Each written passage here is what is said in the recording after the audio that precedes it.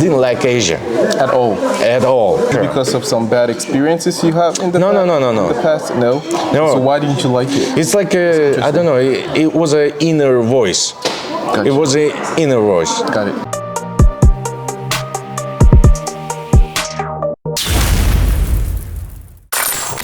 All right, folks, so welcome to the channel. I have my man here, Rasul, pretty much a brother from another mother. I've known him for a while. He visited Shanghai, tried to visit some factories and get some items and products for his business back home in Almaty. So yeah, we're gonna have a little chat and see what brought him all the way to Shanghai and not a different country. Thank you very much. I really appreciate for invitation and to make your video for your podcast. And glad to see you, Donald. Yeah. Here in Shanghai, I'm trying to find right partners, right outsource factories, some manufacturing for my brand. It's Chef Star. Chef Star, yeah. Yeah, it's like we position Chef Star as an international brand for hospitality industry. So we do a lot of stuff for bartenders, for chefs, for waiters, for receptionists, and so on.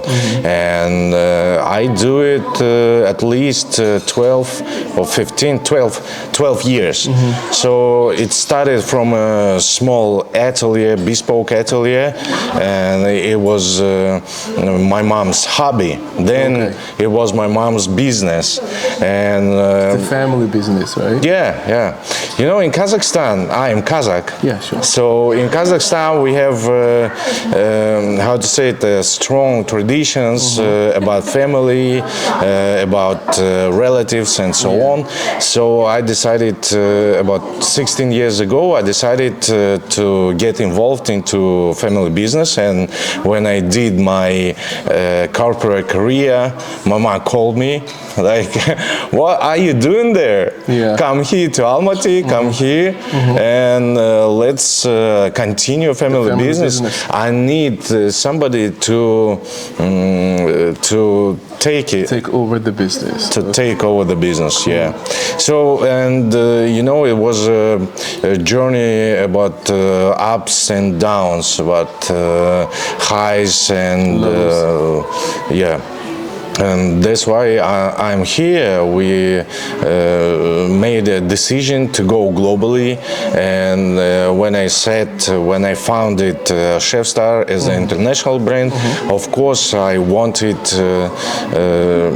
not just be a local company. You know, I always tried to make it international, mega company. You see, maybe that's because of my background, of my education, because I have 2 MBA degrees, and both of them about international business. So first MBA degree, I did a double program in Kazakhstan, Switzerland. So I did the international business. And my last, but maybe not least, MBA, I was in Florence, in Italy. Yeah, I lived there 1 year. It was an MBA program in international fashion business. My first question is, I mean, there are a lot of countries you could have picked, right, to get your product. Why China? Why China? Yeah. Look, in 2018, I did a project for Hermenegildo Zegna, and I did a lot research about Southeast Asia, and you know, I researched 5 countries. 5 countries. They call like 5 lions or 5 Asian tigers, something Asian like that. Tigers, yeah. Yeah, it includes Malaysia, Indonesia, Thailand, Singapore, Hong Kong, and of course China. Yeah. And nowadays I can see that China is like a, how to say it, here in China I feel like I'm in the future. So this is my first time, but I used to hear, to listen to my intuition. So I think I do very right. Cool. cool. That's nice. One thing I want to go back to the idea of coming back to China. It's like a lot of people outside of China, right? They have this mindset, this mentality that, China is like backwards. Everything is so tight, strict. People do not like, the freedom of movement, blah, blah, blah. So I would go back to your first impressions before we get to the business part. What were your first impressions once you touched down in Shanghai? It was, I really impressed. It was like, wow, because I expected crowd, we are talking right now about stereotypes. Exactly. Of course, I was a victim of stereotypes. Yeah. What I expected to see, it's a crowded place, it's very unusual smell or something like that. Not very clean, but my first step to Shanghai land, and I was like, wow, what a calm, what a clean city is. No crowded, no bumping cars, I get that, like traffic, you remember you met me at the airport, and when we were on our way to the hotel, I was like, where's everybody? Where's everybody? Yeah, that was pretty funny. Yeah. So that's cool. But is there also anything that you heard or you were told that is true? What did you hear about China that now that you hear, you're like, okay, I heard about this, it was true? It's a very tough question for me personally because I'm trying to live without any expectations. That's why I'm trying to avoid any stereotypes. All right. And that's why maybe I didn't make some, high expectations and so on. To be honest with you, I'm not a person like listen to anybody. I try to make decision by my own. I didn't like Asia at all. At all. I just did like Western culture. But is it because of U.S. culture? Is it because of some bad experiences you have in the No. In the past? No. So why didn't you like it? It's like I don't know. It was an inner voice. Gotcha. It was an inner voice. Got it. And after this research, when I digged into the culture, when I read a lot of books about the Chinese culture, I saw the very similar things to Kazakh cultures, and it was like, wow. Yeah. How come? Yeah, I think globally we all kind of like, we're more similar than we think we are. So we got to get back to business. So, I mean, you're in Shanghai now, you visited a factory that produces your aprons and chef jackets. Now, I'm sure you've had some experiences with other factories as well. If we compare them side by side, what would be your rating, or what would be like, I had a bad experience in Turkey because right after the pandemic, it was 2021 year, 3 years ago. So I was sitting at my office and was thinking about, okay, it's time to go globally. It's time to choose the right place for my international hub. Yeah. So I chose between Istanbul and China. Okay. And I was like, Turkish style, Turkish mentality. It's very close to Kazakh. Okay. We are both Turk nations. So I was like, they're suing. Yeah. So what to choose? And of course, these again stereotypes. They won because I went to Istanbul. Then I found a lot of partners, people who tried to help me, but I spent there 2.5 years, almost 3 years, and I spent all of my money, all of my budget to get a bulk production right, without any mistakes and so on. I started produce a huge amount of fabric, textiles, choose right furniture, zippers, buttons, and so on. But I felt like somebody cheated on me, and I didn't understand. In what step? Yeah. Was it because of the price, the quality? Yeah. Okay. Because I was alone. All right. But again, when you deal with manufacturing, of course, all the factories and manufacturing, they are located not in the big cities, right? They are located in rural areas because of the cost. In rural areas, people don't have a wide mindset. Exactly. They see you as a foreigner, and for them, you are not like a guy with 2 educational degrees and so on. They see the wallet, they see money, and they want to make money right here, right now. But my philosophy, my life values is not about make money right now here. I'm not about fast money. Short term. I want to build some brand that people can trust. Yeah. For me, that's more about profit. And there was the first conflict with the local suppliers in Turkey. Yeah, Turkey, they are really strict to make money from you right now. As quick as possible. That's interesting. No, that really ring a lot of bells in my head, because I'm thinking, right? A lot of people think, Chinese manufacturers, suppliers are like that. They just want quick money. They don't care about quality, blah, blah, blah. So now at least we know it's not just China. So it's safe to say many other countries, local suppliers, some of them are like that.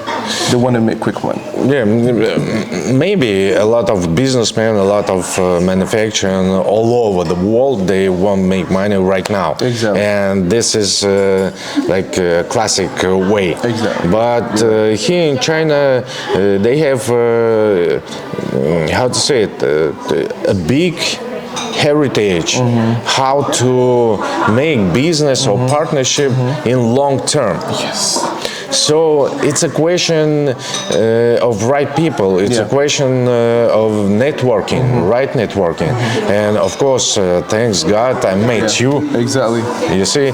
And after our meeting with the Chinese factory, that was my first experience with manufacturing from China, I was sitting at the room at the hotel, and I was thinking about, hey, how they can adapt for you and maybe under your values, because of course they scan you.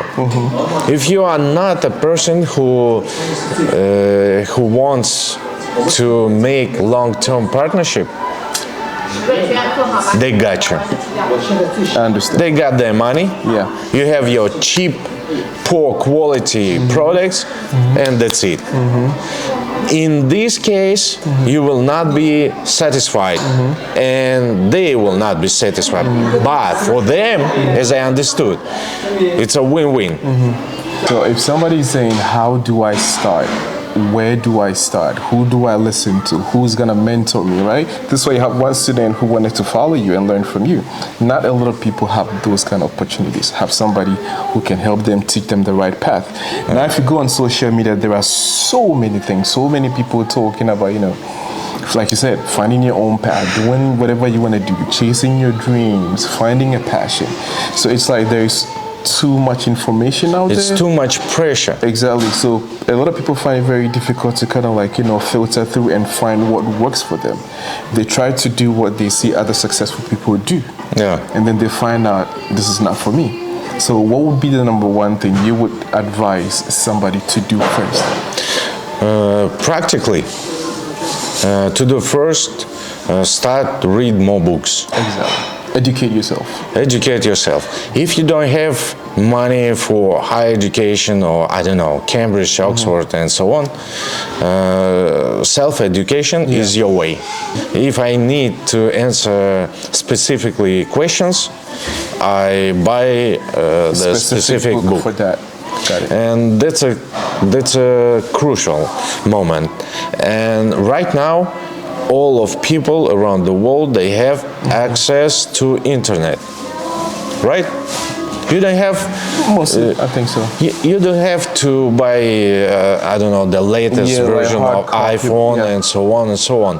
If you don't have laptop If you don't have smartphone, go to computer shops. 1 hour a day. Yeah. It's free. Okay, not free. Pay $1 or 50 cents for 1 hour to have access to the internet. In the web, there is a lot of information free. Yeah, for free. Books, Wikipedia, Yeah. interviews, and so on. But be angry, be hungry, hungry to learn. Be hungry. Yeah.